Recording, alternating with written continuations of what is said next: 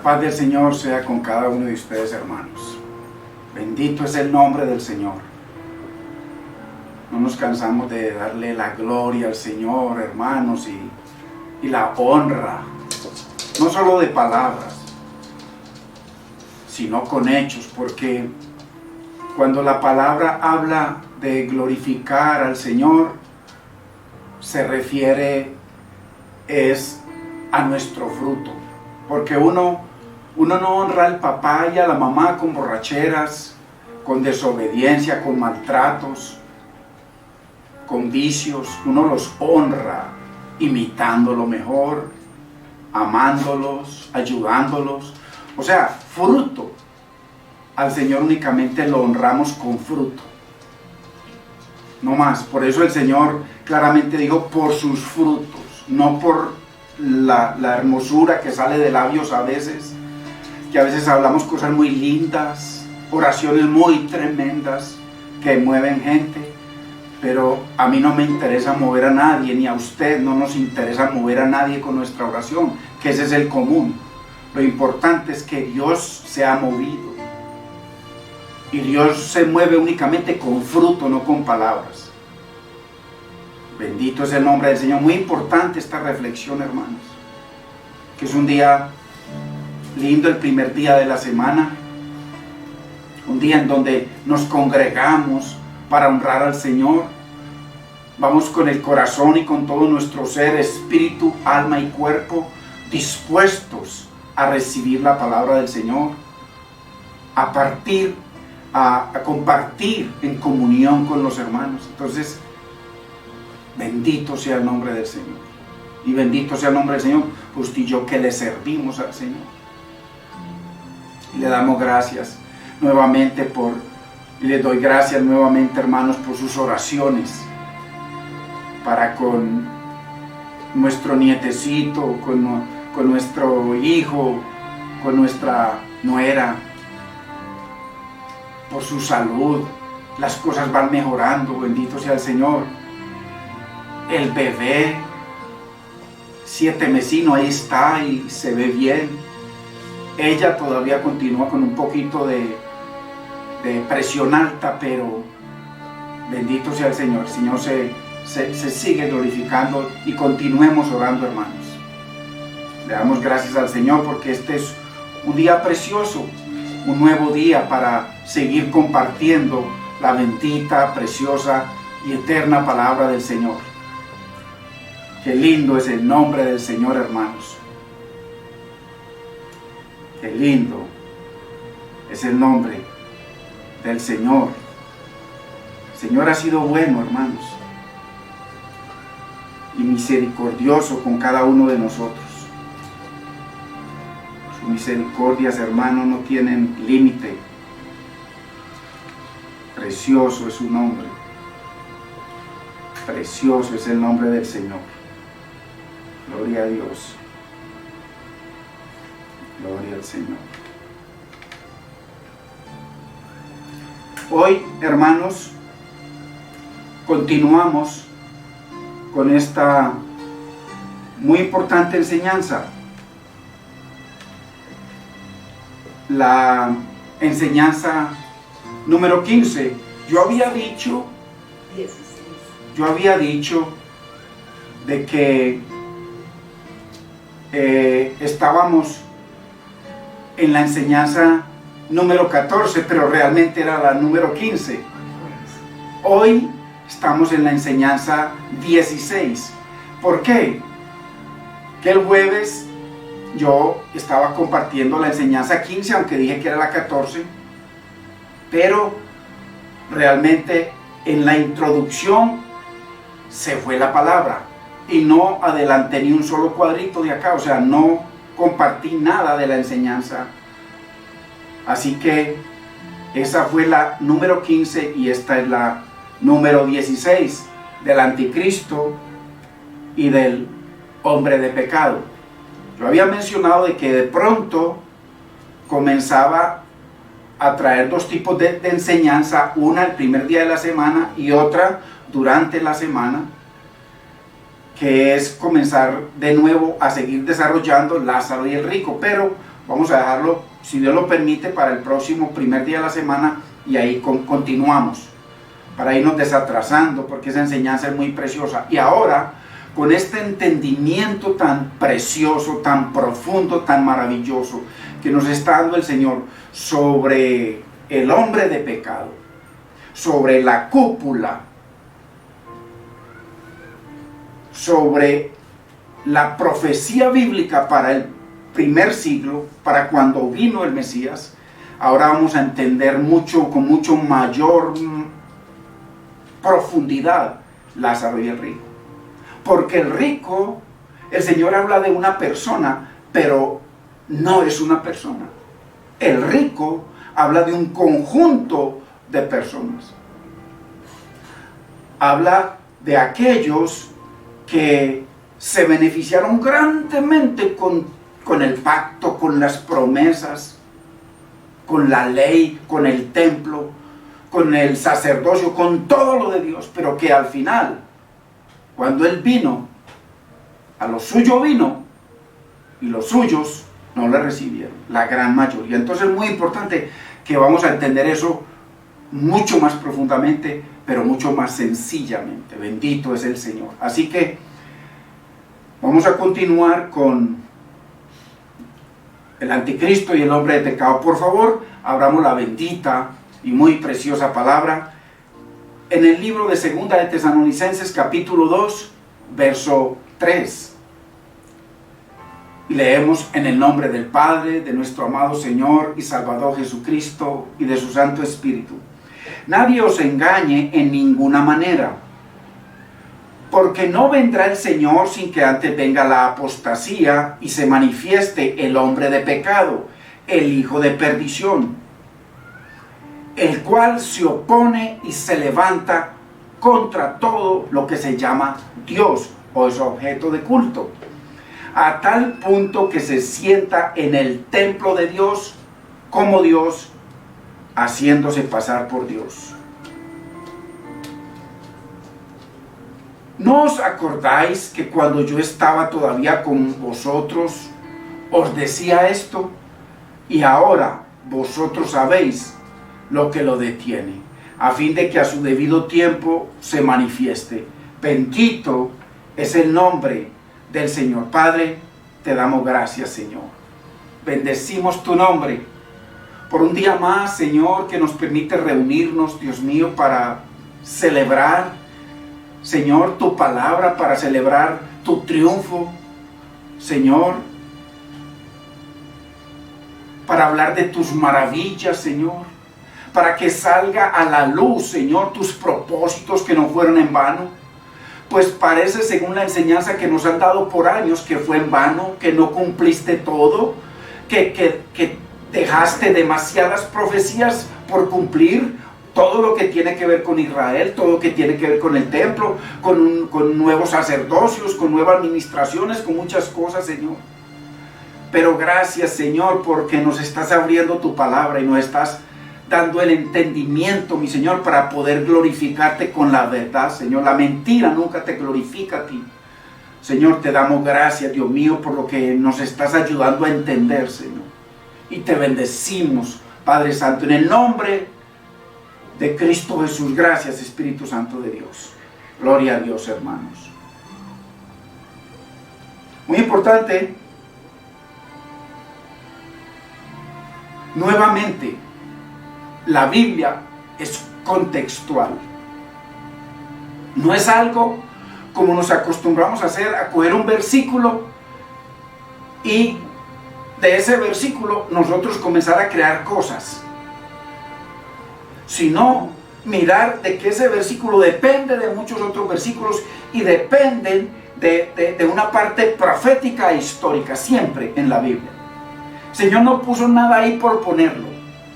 Muchas veces nosotros nos aplicamos versículos y se los mandamos, están sucediendo cosas y entonces le regalamos este versículo, le regalamos aquel, hermano.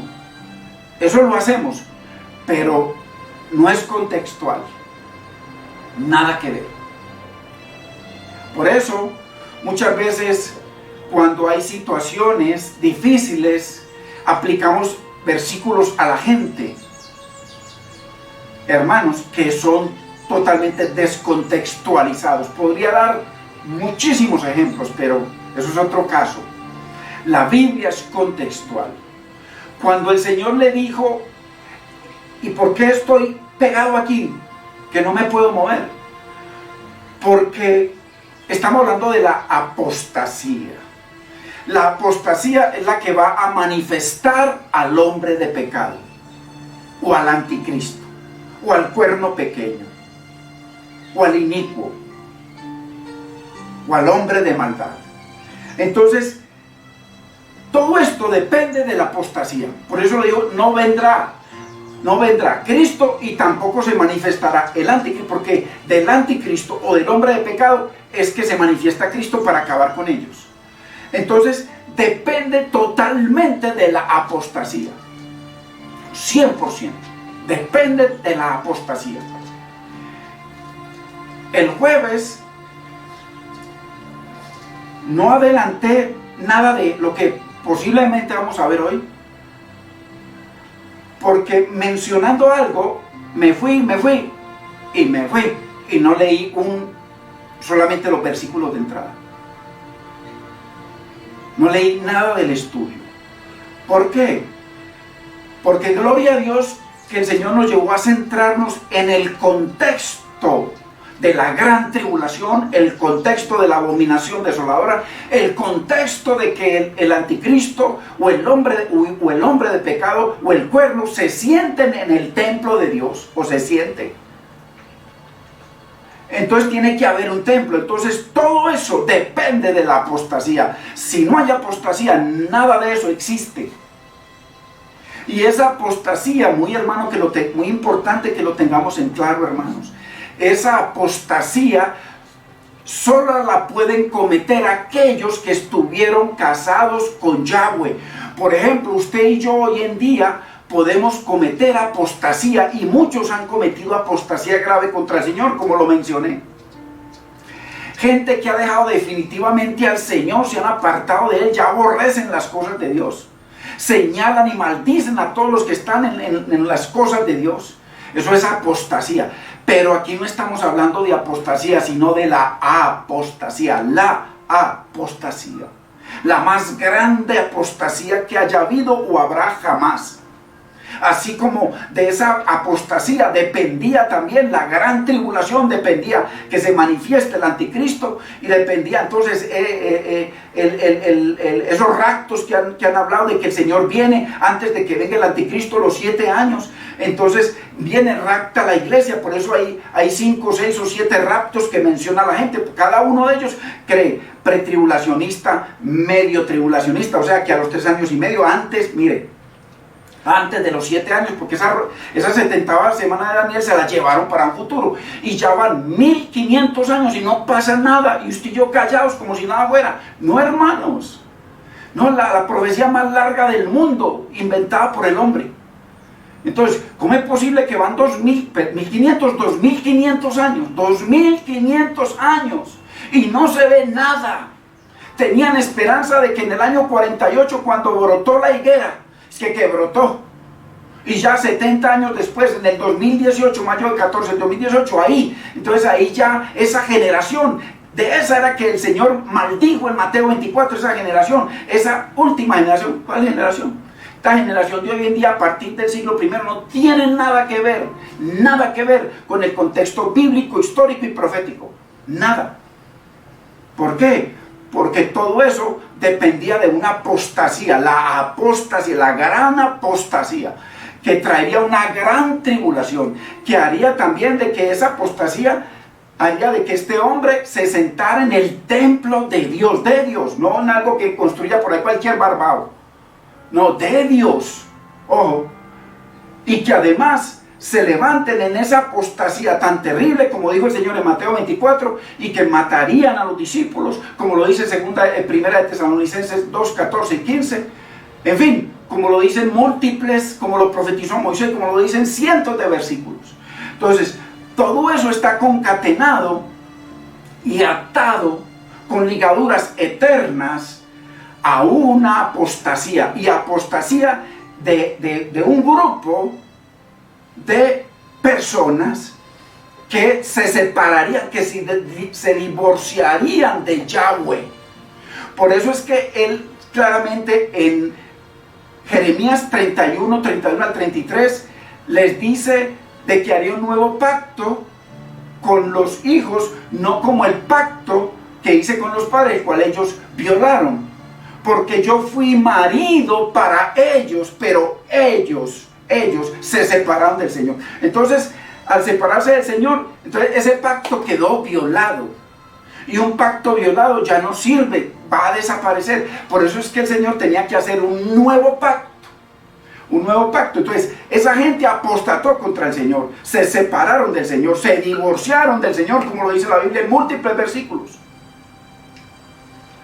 Y entonces el Señor dio medios, después de que los castigó 70 años en Babilonia, para darles 490 años más, 5 siglos, para que viniera el Señor, entonces ahora sí, a hacer el pacto con muchos, como lo dice Daniel 9:27, a confirmar el pacto. Él vino a confirmar, y eso se lo acomodaron a un anticristo, que ese no es Cristo sino un anticristo.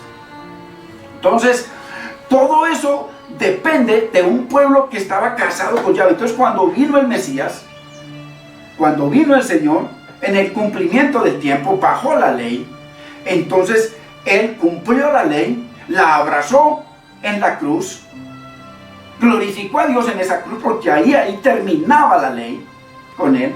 Pero sin embargo, a pesar de que Él murió y resucitó, Él permitió que esa gente, que ese grupo apóstata que se separó de Él, que le dijeron, no te queremos. Él, ojo hermanos, por amor de Dios, Él le dijo a la mujer sirofenicia, le dijo, yo no vine sino a las ovejas perdidas de la casa de Israel. ¿Por qué? Porque esas ovejas, Él venía a confirmar el pacto con ellos. Ojo, no con ningún gentil, 100% judíos tenían que ser ellos. Por eso le dijo que no venía a nadie más. Obvio que Él traía en su corazón, porque estaba profetizado desde Génesis, que nosotros también íbamos a ser parte de los salvos de Yahweh. Entonces, pero nosotros no tenemos nada que ver con ese pacto, porque nosotros los gentiles nunca nos casamos con Yahweh. En el Nuevo Testamento nosotros sí nos casamos con Él, pero como injertados. Los únicos que se casaron y que eran del pueblo de Dios, con los únicos que se casó Yahweh fue con los judíos. Por eso le dijo a la mujer, yo únicamente vine a ellos, los que están cubiertos por el primer pacto. Cuando usted y yo estuvimos cubiertos por el primer pacto.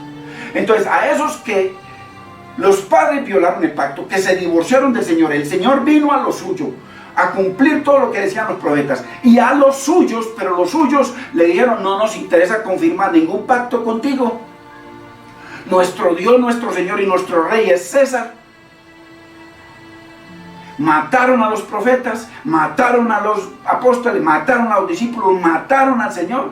No agradan a Dios, no entraron ni dejan entrar. Entonces, ese grupo era el que iba a cometer una apostasía, que hoy, así todos los pastores del planeta Tierra nos reunamos a hacer maldades, no tiene que ver nada, porque era un programa histórico de Yahweh, histórico y profético, que únicamente se podía cumplir cuando estaba el Mesías y cuando estaban sus apóstoles, porque eran judíos. Entonces, la apostasía solamente se podía cometer por judíos, no más. Por eso la apostasía son los de adentro. Usted y yo podemos apostatar, pero no tiene que ver nada con la palabra profética histórica. Entendamos eso. Esto es como para niños, hermano, para niños. Si entendemos esto, todo se va a ir como con mantequilla. Fácil. Porque es que la palabra está así, sino que es que nuestra mente está programada para rechazar la verdad de Dios, porque ya estamos llenos de tanta chatarra, de tanta religiosidad, de tanto legalismo, de tanta mentira, de tanta filosofía teológica del hombre, de tantas escuelas de interpretación privadas, que es muy difícil ver esto tan fácil. Yo lo veo tan fácil, hermanos, pero tan fácil. ¿Por qué? Porque ya toda esa chatarra ha salido de mi corazón y seguirá saliendo. Entonces, muy importante, todo lo que estamos estudiando usted y yo, Apocalipsis. Para poder ir a Apocalipsis vamos a estudiar mínimo 16 principios. Estamos en el primero y ya vamos en la enseñanza número 16 del primer principio, el anticristo y el hombre de pecado. Todo eso para llegar a Apocalipsis, todo dependía de la apostasía, la gran apostasía, que es, Dios la igualó a la gran tribulación. Por eso la apostasía, gran tribulación, están ligadas, porque iba para un pueblo que rechazó la palabra de Yahweh, que rechazó al profeta, que Moisés dijo que el que lo rechazara moría y era condenado eternamente. Que Jacob dijo que vendría el rey y que les había entregado de que ellos manejaran el reino hasta que viniera Silo. Y cuando viniera Silo, ¿qué tenían que hacer ellos? Él era el dueño, el hijo del dueño, el rey, someterse a él y entregar el cetro y casarse con Yahweh nuevamente. Le dijeron a Yahweh no, le dijeron a su hijo no, le dijeron más bien que la sangre de ese sea sobre nosotros. Entonces, muy importante que él permitió que paralelamente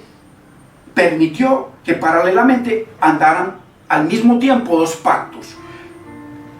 El uno celestial, porque él vino a establecer un reino espiritual, y el otro de la carne. Lo dice claramente, que lo leímos el jueves, lo dice claramente Gálatas 4, 21 en adelante. Entonces él permitió que paralelamente caminaran dos pactos. ¿Pero por qué? Porque les estaba dando los mismos 40 años que les dio a los padres. A los padres les dio 40 años para que se arrepintieran.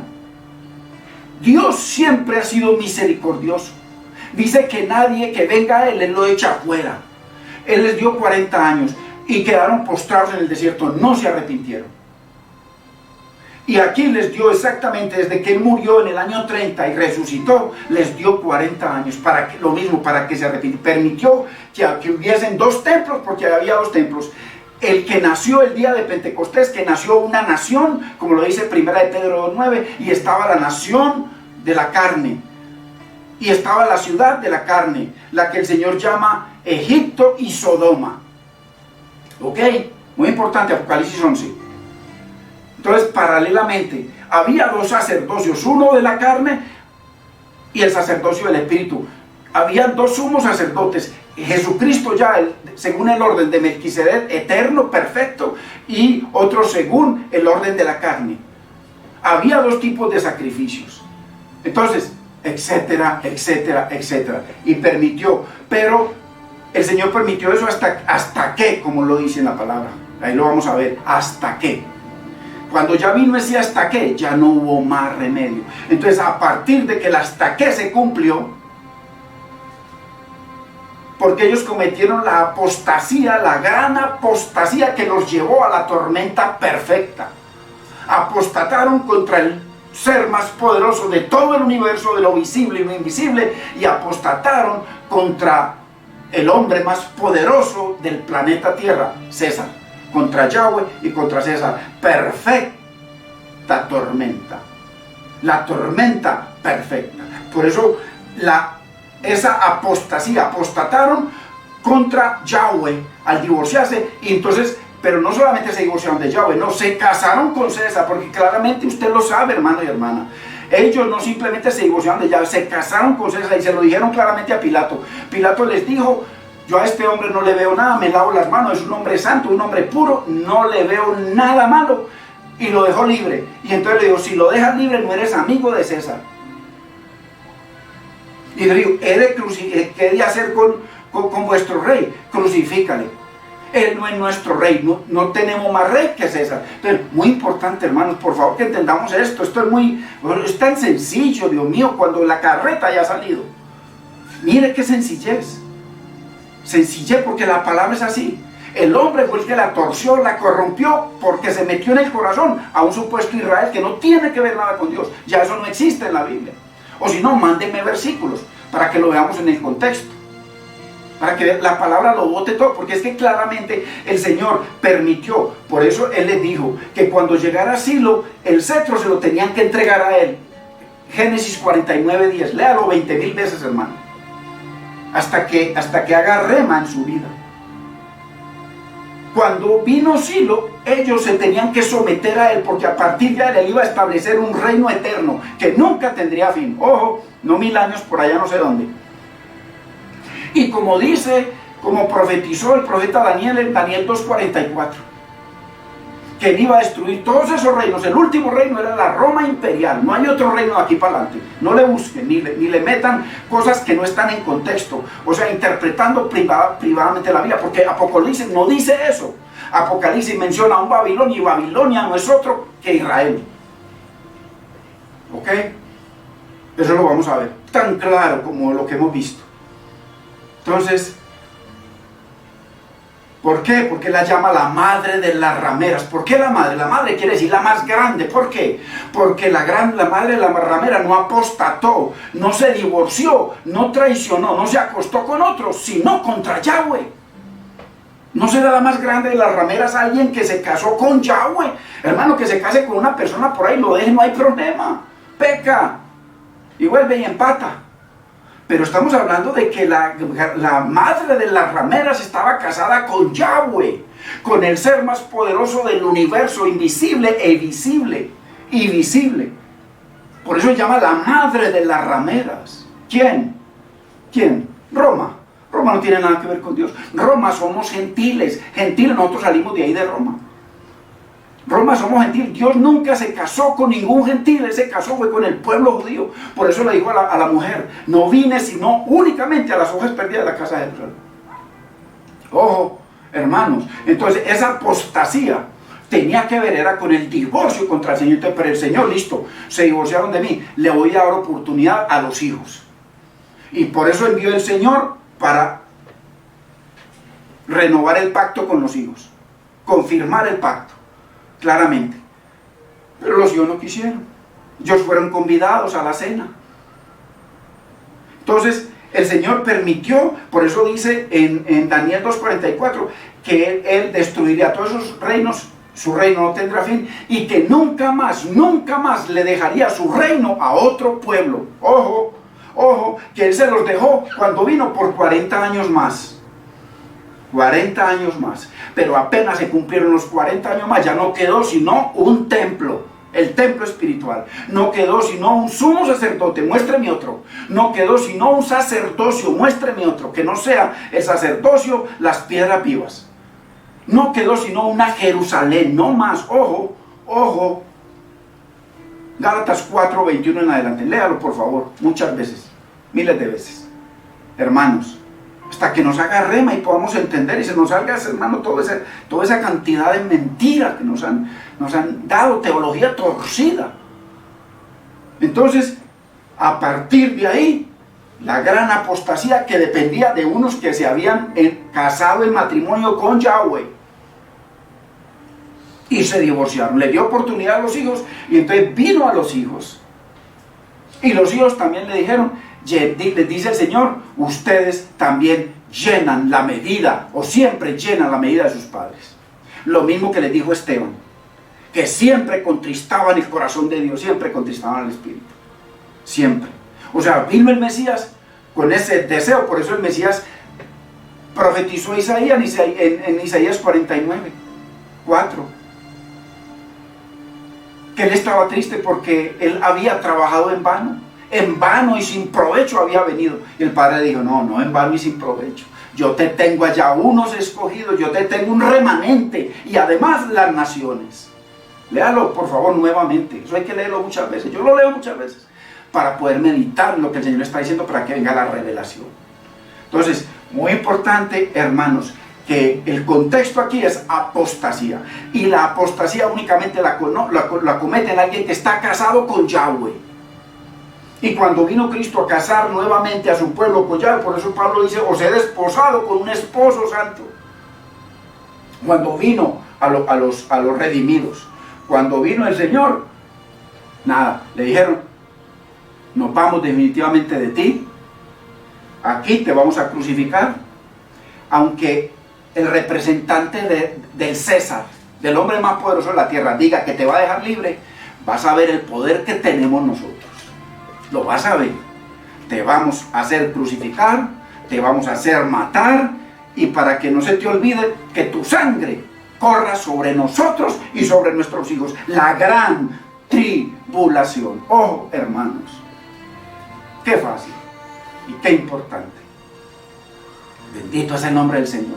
Entonces, necesitamos entender que el contexto de Segunda de Tesalonicenses capítulo 2 es la apostasía, es la que le da vida al anticristo o al hombre de pecado, es la que le da vida a que se sienten en el templo de Dios, es la que le da vida a que se opongan a Dios, a que vengan los anti-Dios, los anticristos. Es todo eso. El contexto es que sin apostasía eso no existe. No existe. Y para esa apostasía está vinculada a un matrimonio con Yahweh. Muy importante. Mira qué claro. O sea que nadie que no sea casado con Yahweh puede cometer apostasía. Nadie. Usted y yo, nacidos de nuevo, podemos cometer apostasía. La gente del mundo no. Pero aquí no está hablando de una apostasía, hermanos, aplicada. Que nosotros fuimos injertados. No está hablando él, como dice, el nuevo pacto. Haré un nuevo pacto. O sea, un nuevo matrimonio. Léase bien y Jeremías 31, 31, 33. Un nuevo matrimonio. A partir de que en aquellos días, y en aquellos días viene el Señor y dice, Pablo menciona ya mucho después de que el Señor ha muerto, menciona que cuando vino el cumplimiento del tiempo, Dios envió a su Hijo, a ese que les prometió en Jeremías 31, 31 al 33, para hacer el nuevo pacto, o sea, nuevo matrimonio con Yahweh. Muy importante. Y estos cometieron el doble pecado de los padres. No solamente llenaron la medida de los padres, sino que sobrepasaron, porque los padres no mataron al Hijo de Yahweh. No lo mataron. Esto sí. No solamente lo despreciaron, se burlaron de él. Entonces, muy importante, contexto, matrimonio con Yahweh. Dejar a Yahweh, darle la espalda a Yahweh, tirar tras sus espaldas las palabras de Yahweh, que traían maldición. Deuteronomio 28 completo. 15 versículos de bendición, más 47 versículos de pura maldición. Ojo, por eso al comparar 15 versículos en Deuteronomio 28 de bendición con 45, 47 versículos de maldición, ahí está, no se puede comparar. Gran apostasía, gran tribulación, 47 maldiciones contra 15 bendiciones. Muy importante, hermanos, es la unidad de la palabra, la perfecta unidad de la palabra. Entonces, no podemos entender esto. Ya claramente abre un camino muy definido de que es imposible, hermanos, que a partir del siglo I pueda existir la gran apostasía. Imposible, porque a los que vino el Señor fueron los últimos, porque esos tenían que ver con los padres. Esa generación fue escogida como la generación, esa que el Señor llama la generación, esta generación. No fue, mire que le dio 490 años, no fue 100 años después, esa generación, no, esos tranquilos, 200 años después, 300, 400 años, no, fue la generación de cuando vino el Mesías a hacer el nuevo pacto en su sangre, como profetizó el Señor cuando se divorciaron de él en Jeremías 31, 31 al 33. Ahí ese era el momento, esa generación que se tenía que casar con Yahweh, pues ese era el propósito, ya que él dijo, sus padres se divorciaron de mí, aunque yo fui su marido. Entonces haré un nuevo pacto, y a partir de ese pacto, ahora sí ustedes serán mis hijos, y yo seré su Dios. No tendrán necesidad que nadie les enseñe, porque yo les enseñaré todas las cosas. Ojo, entonces, imposible que eso se vaya a cumplir a partir del año 70, jamás. Tenía que estar el Mesías ahí.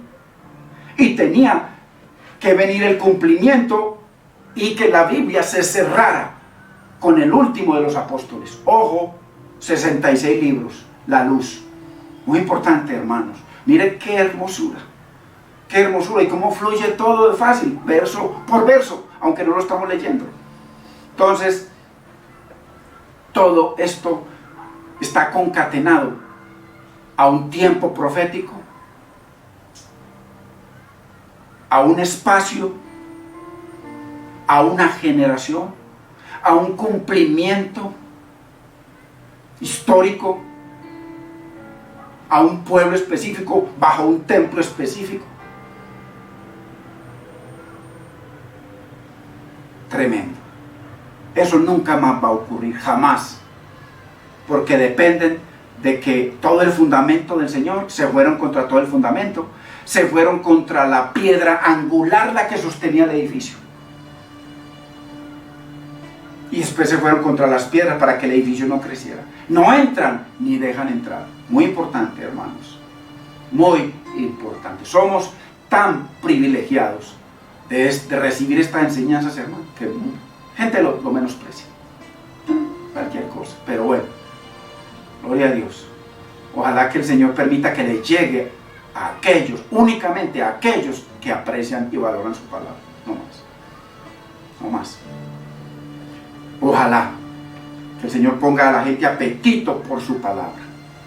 Yo tengo apetito y hambre y sed del Señor y de su palabra. Qué bueno que le oremos al Señor para que nos dé eso. Entonces, no podemos entender este primer principio si no nos ubicamos en los días postreros. ¿De qué? Todo lo que habla el primer testamento sobre días postreros, o sea, días postreros ¿de qué? De lo que le dijo el Señor a esta mujer, únicamente a esas ovejas del primer siglo, lo que les dijo en Mateo 24, esta generación, el primer siglo ¿de qué? Del pacto que venía a ser el Señor, a confirmar el pacto de matrimonio con los hijos. Los postreros días ¿de qué? De la vieja ley, de ese viejo matrimonio que ellos pervirtieron, que pisotearon y que se divorciaron del que fue su marido. Entonces eso tenía que desaparecer, pero ese primer pacto, si usted va y nos vamos para el monte Sinaí, todo lo que el Señor les dio ahí, todo eso incluía un templo, unos sacrificios, unas ministraciones, cientos de cosas, un espacio, un atrio, un lugar santo, todo eso, los sacrificios, la sangre, el sacerdocio, el sumo sacerdocio, una nación, una ciudad. Todo eso tenía que desaparecer. Al desaparecer el pacto, porque lo violaron, el Señor ya había profetizado de que todo eso iba a desaparecer. Por eso claramente cuando vino el Señor Jesucristo, Él lo cumplió, porque alguien lo tenía que cumplir a la perfección, lo cumplió a la perfección en la cruz, y entonces estableció un nuevo pacto, ya el nuevo pacto en su sangre. Ya a partir de Cristo todo es nuevo. Por eso es que el Señor vivió. Todos los 4 evangelios son parte del primer testamento, o mal llamado Antiguo Testamento. El Nuevo Testamento comenzó con todo lo nuevo a partir de Hechos capítulo 1 versículo 1. Ahí comenzó el Nuevo Testamento, porque Jesucristo vivió y murió bajo el Antiguo Testamento. La palabra lo dice claramente. Entonces, hermanos, todo está concatenado a ese tiempo, a los postreros días. ¿Pero postreros días de qué? De ese pacto que violaron los padres. Ese pacto, con todo lo que incluía el pacto, con pueblo y todo, tenía que desaparecer de la faz de la Biblia. Por eso es que Pablo viene y dice después, ya no hay judío ni griego o gentil, ya no hay judío ni griego, ya solamente hay la iglesia del Señor. Y como lo dice 1 Corintios, creo que es 10:30, algo así, que dice, no seas de tropiezo ni a judío ni a gentil, esos son los que están fuera de Dios, en pecado de muerte, ni a la iglesia de Dios, que es conformada por judíos primeramente y por gentiles, la iglesia de Dios. Entonces son esas 3 naciones que hay en la tierra: gentiles, todas las naciones; judíos, esa nación que todos son enemigos de Dios; y la iglesia de Dios, que es la única amiga de Dios, aquella que está bajo el nuevo pacto, bajo el nuevo matrimonio con Yahweh, esa que rechazó esa generación. Por eso es que es muy importante, judíos a partir del año 70 no son culpados de nada ni por nada, no tienen culpa de nada, son simplemente judíos, y el resto de la humanidad gentiles, no más, pecadores, que tenemos que venir humillados a Cristo, bajo la sangre de Cristo, porque solo hay matrimonio con Yahweh en la sangre de Cristo. Fuera de la sangre de Cristo no hay matrimonio con Yahweh, no existe. Pero nosotros como injertados, no más. Muy importante. Así que esa apostasía es imposible que se cumpliera a partir del año 70 para acá, imposible. O sea, que esa gran tribulación, que depende de esa gran apostasía, que ese templo en el que se iba a sentar el anticristo del hombre de pecado, como lo confirma Juan. Juan confirma que el anticristo y los anticristos, el espíritu del anticristo, fue todo en el primer siglo. Como lo confirma Pablo aquí. Estuve 3 meses con ustedes y en esos 3 meses ustedes vieron. 3 meses. Y escucharon todo, cómo los puse al tanto de todo. De toda mi vida en el Sanedrín. De todas las cartas que me dieron. De todo mi odio y el odio de toda esa cúpula por ese nombre y por esa fe, por esa palabra, por ese Cristo, por esos profetas, por esos apóstoles y por esos discípulos. No entraron ni dejaban entrar. Pablo era uno de esos. Por eso fue que él después, cuando ya lo iluminó el Señor y se casó con Yahweh, entonces a partir de ahí dio todo lo demás por basura. Es muy importante, hermanos, esto que estamos recibiendo hoy y lo que recibimos el jueves nos ubica con toda claridad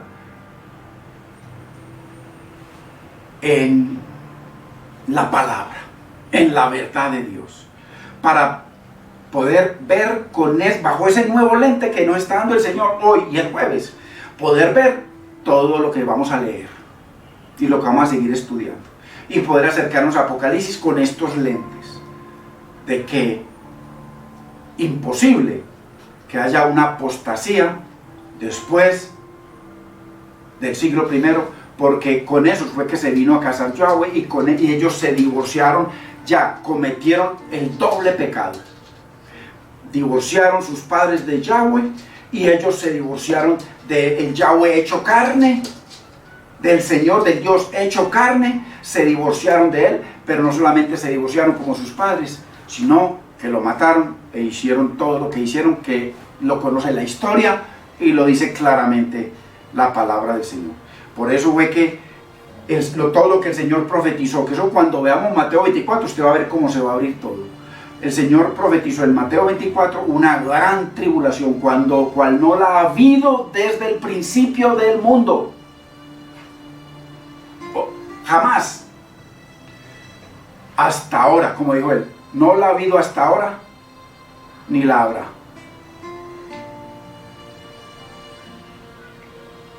Muy importante. ¿Cuál? Así lo dice, ¿cuál no la ha habido? O sea, como esta apostasía, imposible. Imposible. Por eso, la apostasía del diluvio, quedaron 8. De esta apostasía, no iba a quedar nada. Nada. Nada.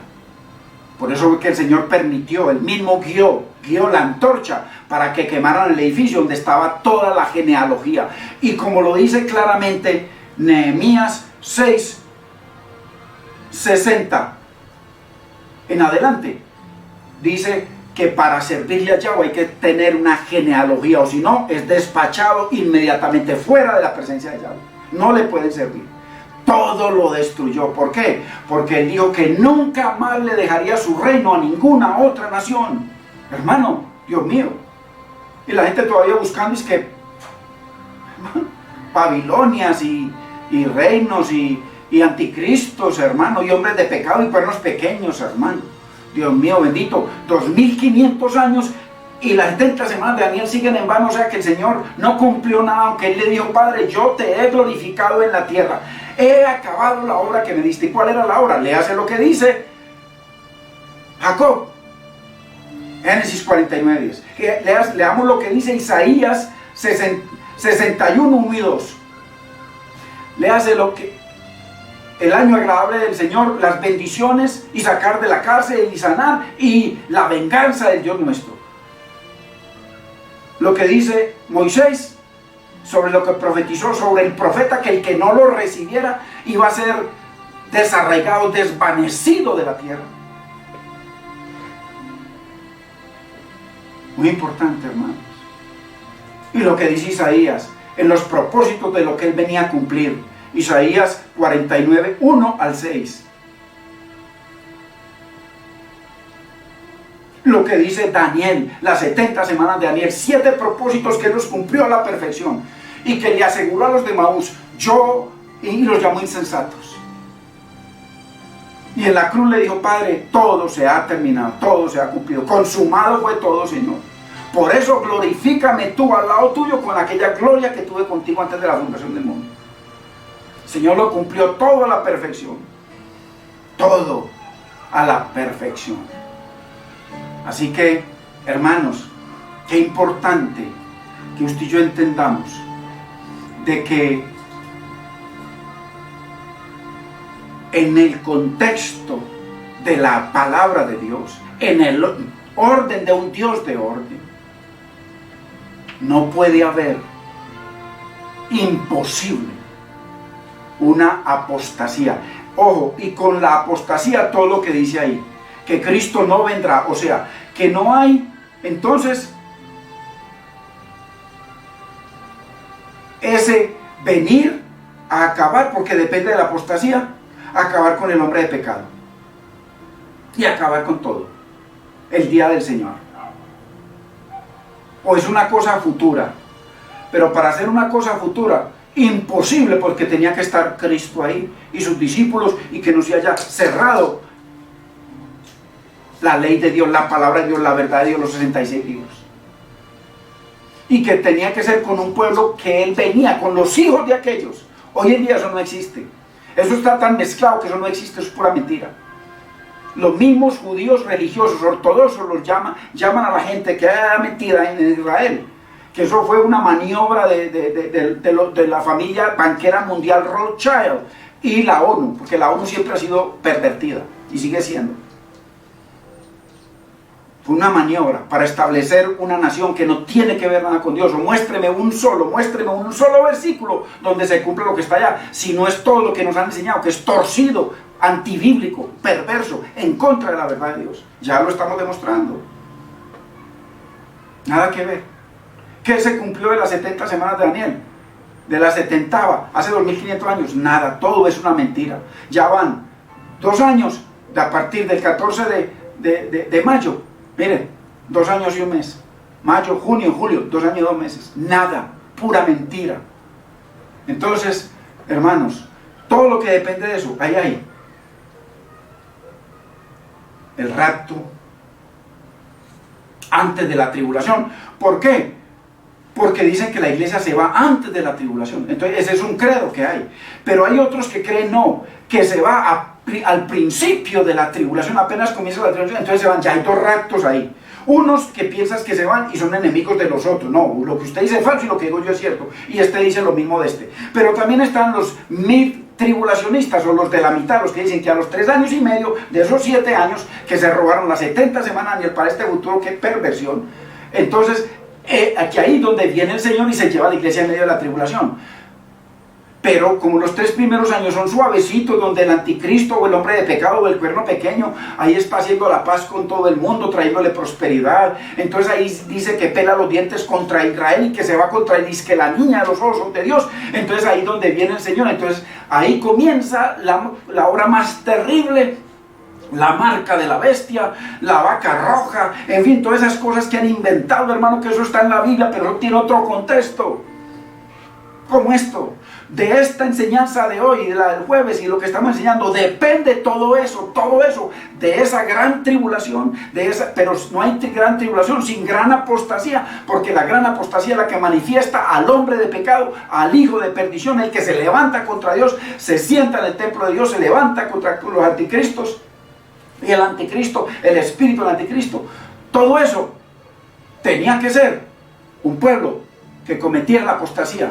Ningún anticristo puede cometer nada, a no ser que sea de adentro, que haya sido casado con Yahweh, que sea parte del antiguo pacto y que no quiso meterse al nuevo pacto.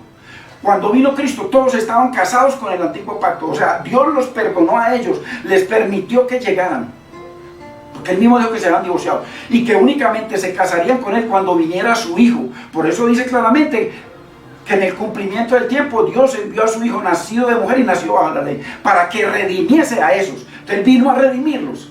Ellos le dijeron, no, no Señor.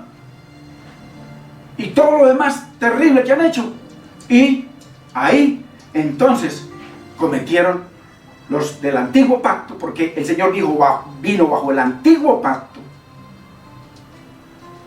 y murió en el antiguo pacto. Esos cometieron la apostasía, y que está en total y perfecta unidad con lo que le dijo a esta generación.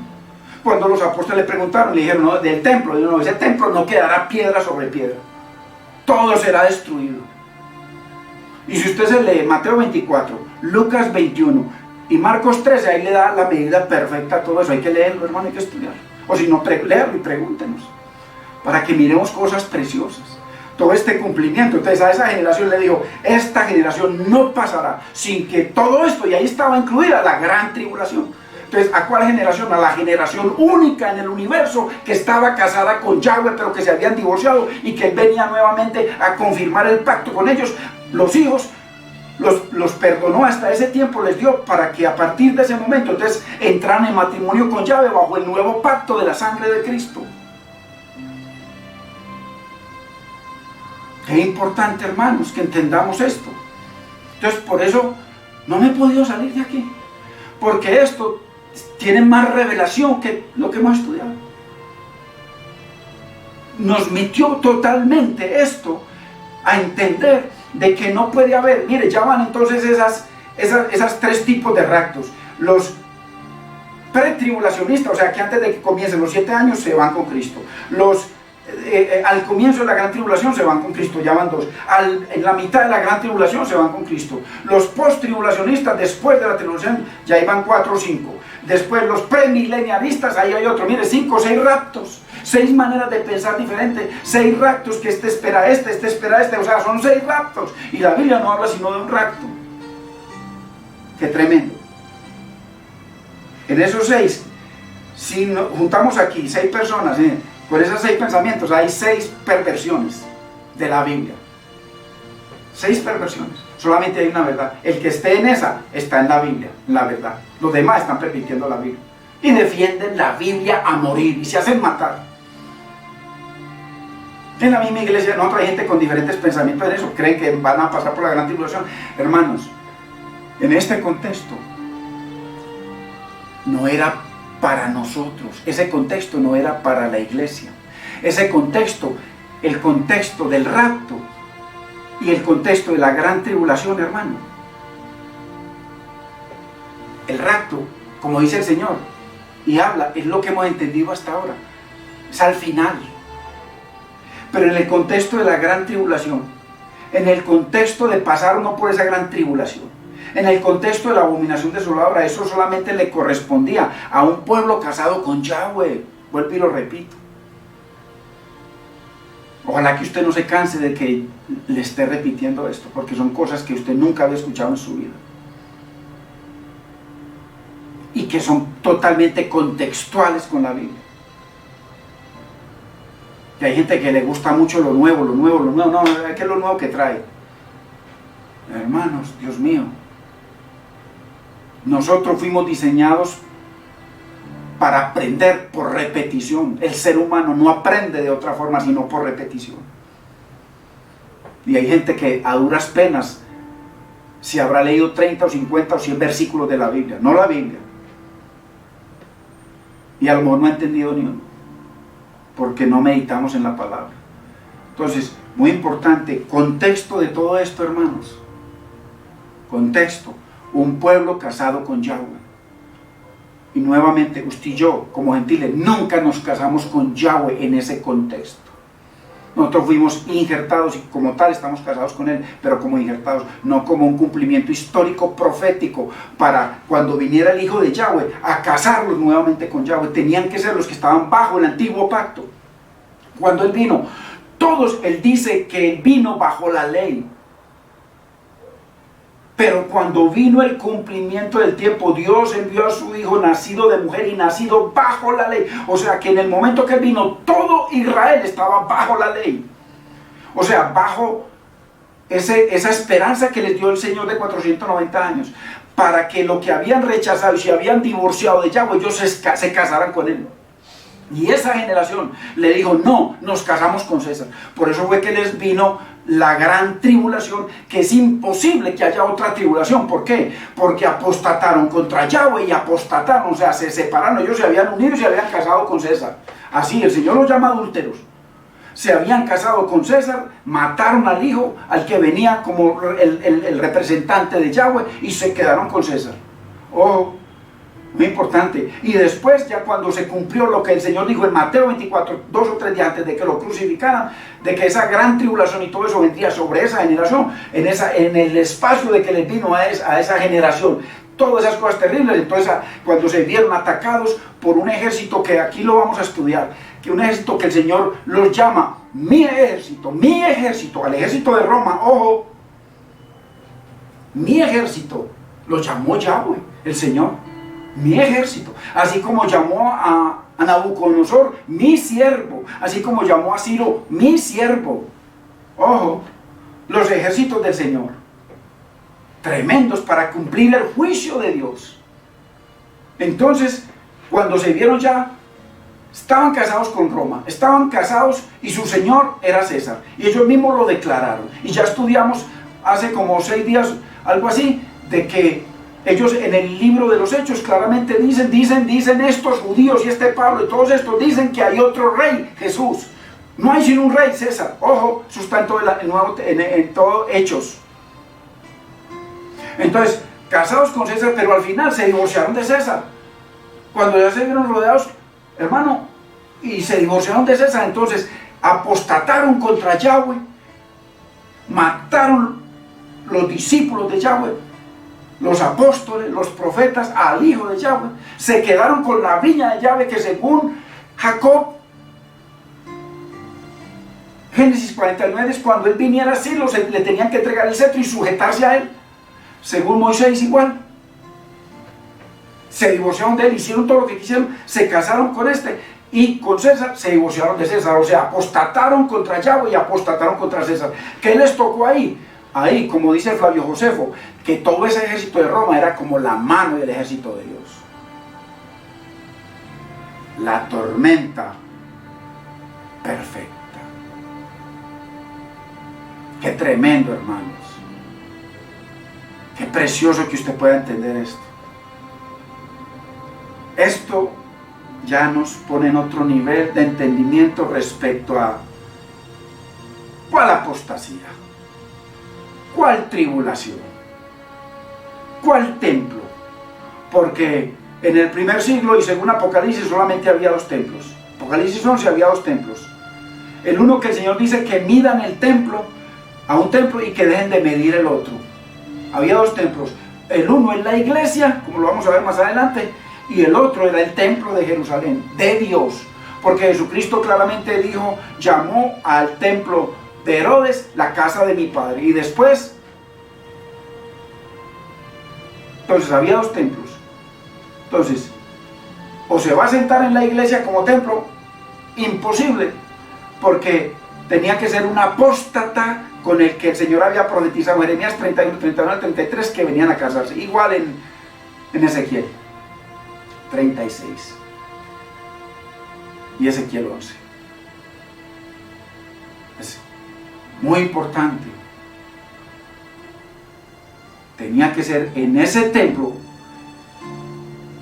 y una gente física se sienta en un templo físico, porque eso se lo acreditaron al diablo. Entonces el diablo se puede sentar en los creyentes. Eso pensaba yo antes, yo enseñaba antes, de que el templo en el que se iba a sentar el anticristo era que ya se había sentado en muchos pastores, era el anticristo que se iba a sentar en cada uno de ellos. Claro, nada que ver.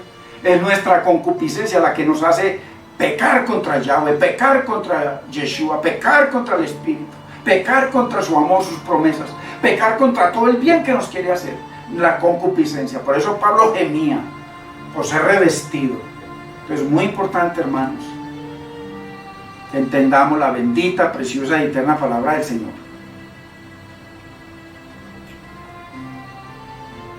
Porque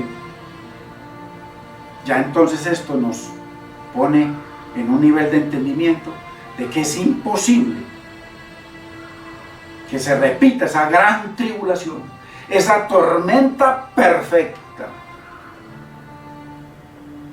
esa medida que sobrepasaron la medida de los padres. Dice, hasta que ya no hubo más remedio. Bendito es el nombre del Señor. Hermanos, hoy es día en donde vamos a celebrar la cena del Señor. Qué precioso triunfo tan grande es poder entender la verdad del Señor, poder entender la palabra del Señor. Qué maravilla más grande. Tengo un gozo en mi corazón de poder entender estas cosas tan preciosas. Qué lindo es el Señor. Muy importante, hermanos, que ustedes en sus casas, los que creen que se puede celebrar el triunfo de Yahweh. Mira este triunfo, que muchos le han acreditado todo esto para un futuro. El triunfo. Por eso Él es Señor y Rey hoy, en el cielo y en la tierra. Como Él dijo, toda potestad. Pantas Stusia. Toda potestad me es dada en el cielo y en la tierra. Por tanto, vayan a recoger lo que no han sembrado. Vayan, la mies es mucha. Vayan, a todos los derrotó. Entonces, eso es lo que celebramos, el triunfo del Mesías. El triunfo de su amor, el triunfo de su humillación. Por eso Él dejó que la celebrábamos siempre, por siempre celebráramos. Por siempre. Porque la cena del Señor tipifica el triunfo, su humillación, su muerte, su resurrección y la redención de toda la humanidad. Los que no, porque no quieren. Ese es un triunfo. Y ya vimos que por las condiciones, como el Señor avaló o defendió al rey David, a pesar de que era un asesino, que Dios no le permitió construir el templo, porque has derramado demasiado sangre. Y cómo le permitió a un asesino entrar al lugar santo. ¿Por qué? Porque había unas condiciones. Tenían hambre y no había que comer, se estaban muriendo de hambre. Y eran del pueblo de Dios. Y no solamente que le sacaran los panes, no, que entró, Él dice que entró a la casa de Dios. Entró y ahí comió.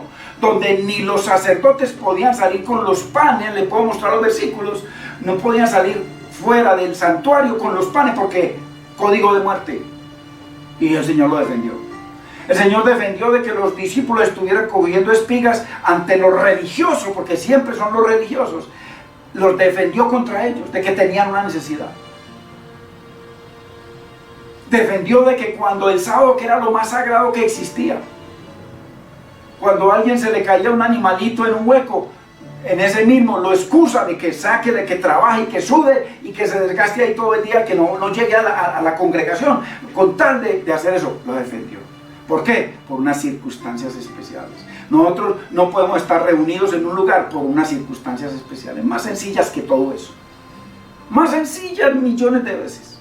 Pero, sin embargo, hay hermanitos que creen lo contrario y gloria a Dios. Gloria a Dios. La Biblia dice que según crea, así sea. Entonces, pero yo con todo mi corazón, y lo veo totalmente bíblico, lo que pasa es que hay tremendos pastores que a todos le sacan sus cosas. Pero bueno, digamos que tienen la razón. Los que creemos, celebramos el triunfo del Señor. El triunfo de su palabra, que no está en el aire, que no siguió para un futuro, no, su palabra se cumplió porque era sobre unos apóstatas en un tiempo profético histórico perfecto. Como Él les dijo, todo esto vendrá sobre esta generación, una gran tribulación, la tormenta perfecta, que la historia la denota como en el siglo I. Entonces, Bendito es el nombre del Señor, hermanos. Vamos a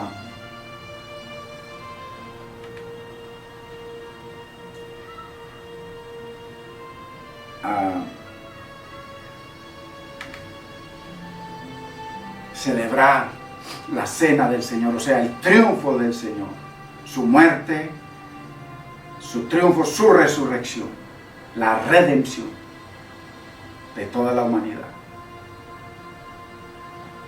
Gloria sea el nombre del Señor.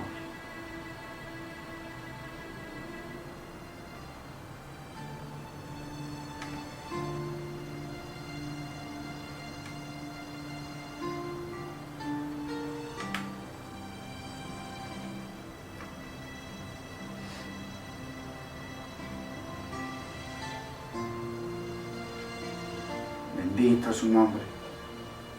Dice la palabra del Señor: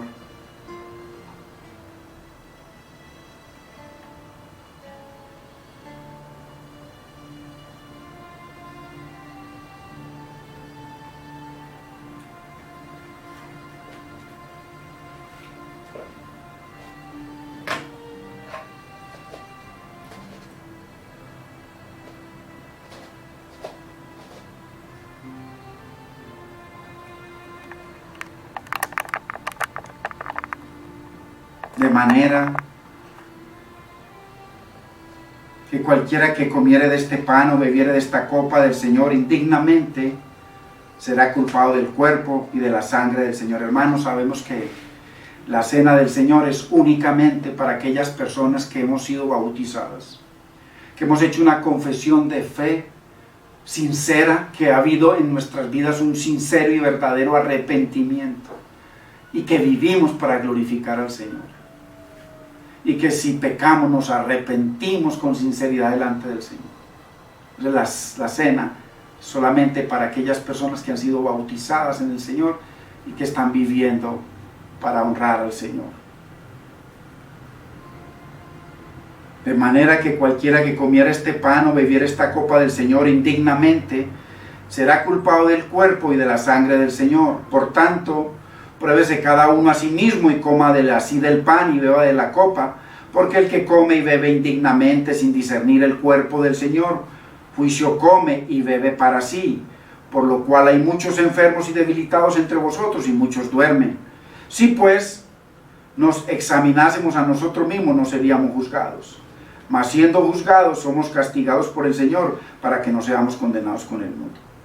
Aquí no se está refiriendo, hermano, a esto de celebrar la cosa en medio de una pandemia. Ahí no hay castigo por eso. Qué triunfo tan grande en medio de toda esta maldad, de toda esta perversión. Poder levantar nosotros la bandera del Señor. Bendito es su nombre, hermanos. Maravilloso es el Señor. Dice la palabra: porque yo recibí del Señor lo que también os he enseñado, que el Señor Jesús, la noche que fue entregado, tomó pan y habiendo dado gracias, lo partió y dijo: tomad, comed, esto es mi cuerpo que por vosotros es partido. Haced esto en memoria de mí. Hermano, démosle gracias al Señor, porque 2000 años después Él cumplió toda la profecía que hablaba de Él. Él estableció un reino. Él nos dio poder. Os doy potestad. Hermano, hoy dijo que estaría con nosotros todos los días hasta el fin del mundo. ¿Cómo no celebrar, hermano, el triunfo del Señor? Su triunfo total y verdadero. Hay más de 20 versículos que dicen en el Nuevo Testamento que Él está sentado a la diestra bajo el poder de Dios a la derecha del Padre. Bendito sea su nombre. Démosle gracias, Señor. Te damos gracias por este privilegio de poder celebrar, Señor, tu triunfo, mi Señor. Gracias, mi Rey. Podemos comer del pan, hermanos.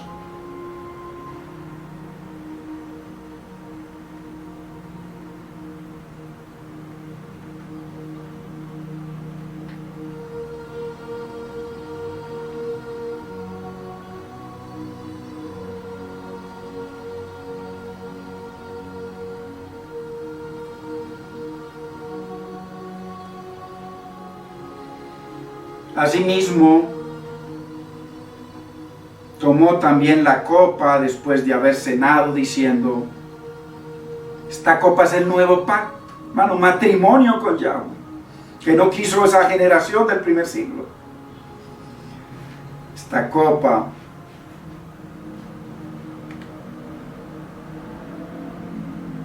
es el nuevo pacto en mi sangre.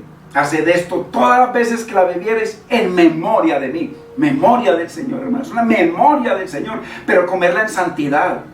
Tomarla en santidad, celebrarla en santidad, en comunión con los hermanos. ¿Cuántos hay juntos que no están en comunión y son de la iglesia? ¿Cuántos se reúnen en la iglesia y qué cosas tan terribles?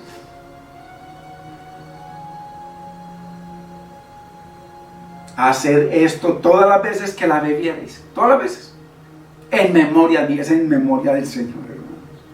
¡Qué bendición! Tomemos de la copa, hermanos.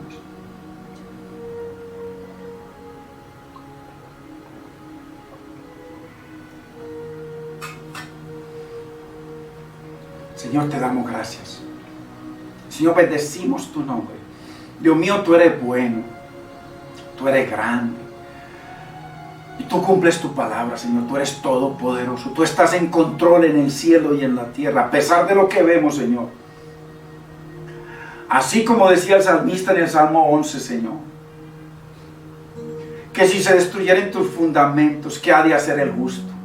Y a pesar de todo lo que pasa, el salmista termina diciendo: nuestro Dios está sentado en su trono en el cielo. Y así es, hermanos.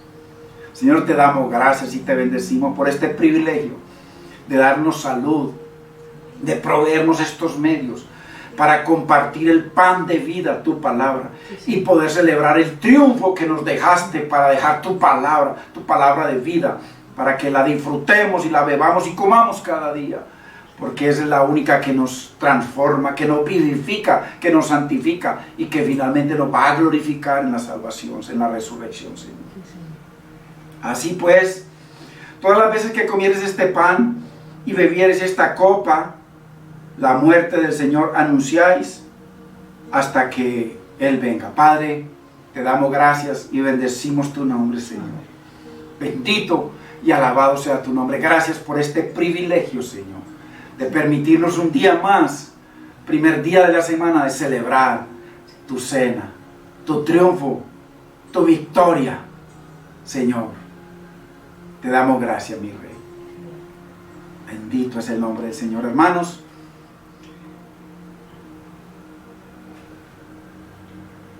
Esfuércese por compartir esta palabra.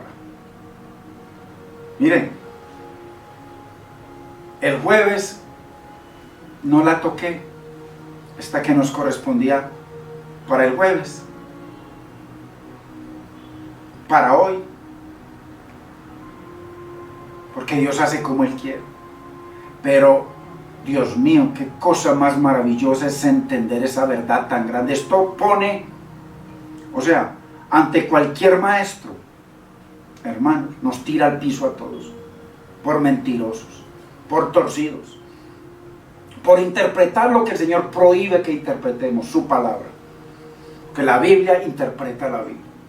Así que la gloria es para Cristo. Nosotros somos simples servidores, hermanos.